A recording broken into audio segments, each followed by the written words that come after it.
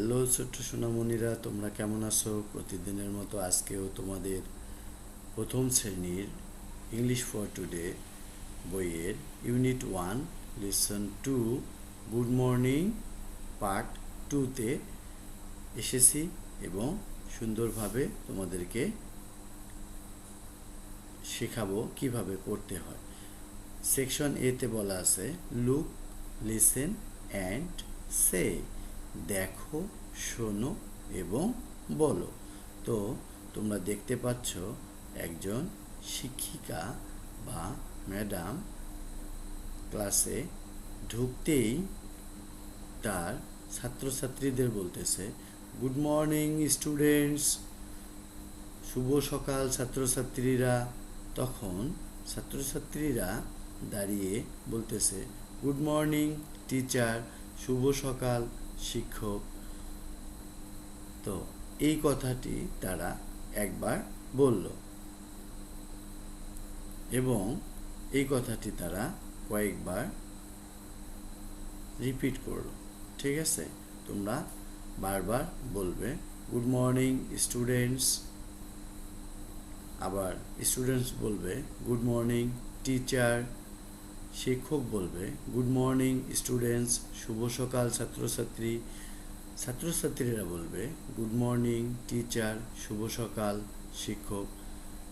Section বিতে বলা আছে লুক, লিসেন অ্যান্ড সে, দেখো, শোনো এবং বলো। তাহলে তখন আমরা দেখলাম যে শিক্ষক সবার উদ্দেশ্যে বলল যে গুড মর্নিং স্টুডেন্টস, শুভ সকাল ছাত্রছাত্রীরা।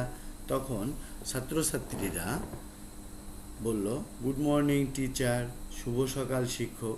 কিন্তু সেকশন বিতে কিন্তু সবাইকে উদ্দেশ্য করে বলেনি, ম্যাডাম এবার একজনকে উদ্দেশ্য করে বলছে। যেমন গুড মর্নিং তুলি, শুভ সকাল তুলি। তখন তুলি বলল গুড মর্নিং টিচার, শুভ সকাল শিক্ষক।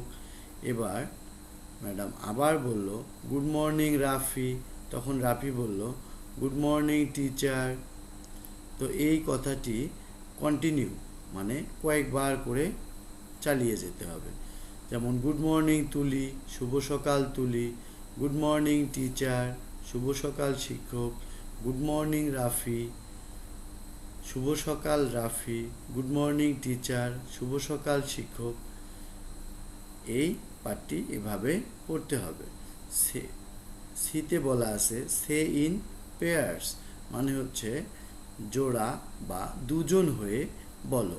তাহলে তোমাদের ক্লাসে যে অনেক ছাত্রছাত্রীরা থাকে তাদের মধ্যে থেকে দুজন পাশাপাশি দাঁড়িয়ে একজন আরেকজনকে এই ছবির মতো করে বলবে।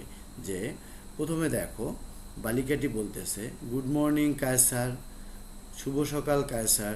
তখন কায়সার বলতেছে গুড মর্নিং মনিকা, শুভ সকাল মনিকা।